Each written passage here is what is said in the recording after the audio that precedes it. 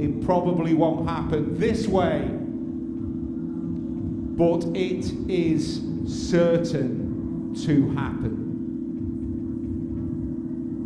So family business is about the people who negotiate nuclear weapons treaties. But it's also about the idea that those people feel very far away from us. You know, ordinary people like me, like most of the people who will be in the audience on any given night. You know, that world that contains kind of this huge threat that still exists that we don't really talk about feels a long way away. Up until now, the countries with the weapons have controlled the entire conversation about disarmament, about what to do with these weapons. And I think it's fair to say they haven't achieved much. Because while they might disagree on many things, they agree on one. That's they, and ideally, they alone should have them. So, the coalition of countries like mine decide there should be a new treaty, a new way of having that conversation, initially without the nuclear powers and the countries in their orbit. We should be talking about nuclear weapons more than we are, even in the context of the Russian invasion of Ukraine, for example.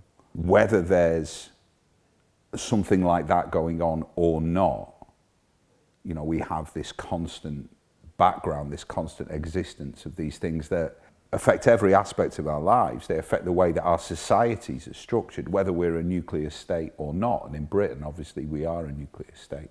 So it's about normalising a conversation.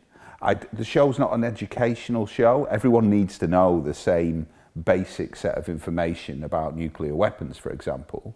I guess the message isn't a kind of activist message of we should be out there shouting about this so much as a message of, look, we can talk about this, because that is a really useful stepping stone on the way to actually achieving what things like the Treaty on the Prohibition of Nuclear Weapons want to achieve, which is the removal of this unnecessary threat. What happens when there's 80 signatures? 100?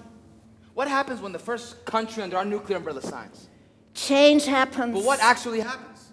Ideally, the thing that people could leave with is an enhanced sense of community that's been built in the room. The show isn't a workshop, it's not an exercise, but there are points where we do have a genuine conversation about who we are in this room, the different paths we all take through the world around the room that we are in, wherever that is, whether that's a big city, a tiny village. It's about us all having a conversation about what it means to be here now, and hopefully some of that will persist when people leave, and part of that will be an awareness of just how the existence of nuclear weapons and that whole kind of military threat and technology is woven into the fabric of the society that they're in invisible ways.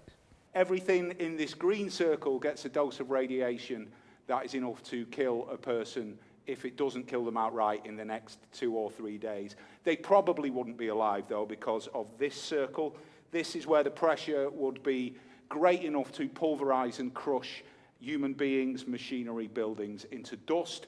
And all of that would anyway be on fire because of the radius of this beautiful yellow circle here. See how big that is? That is the radius of the thermal flash that would give the average person third-degree burns. Third-degree burns will kill you without treatment, and sadly, you won't get treatment because there is not a single functioning hospital left across this entire map.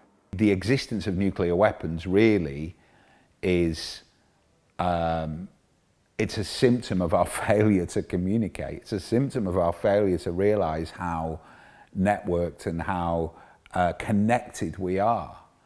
And at the moment, it's probably the most urgent crisis facing us that we can do something about, but that we weirdly don't talk about as much as we could. You know what nearly stopped us? Years of work. And you know what nearly fucked the treaty of the literal adoption deadline? The 50th, die 50.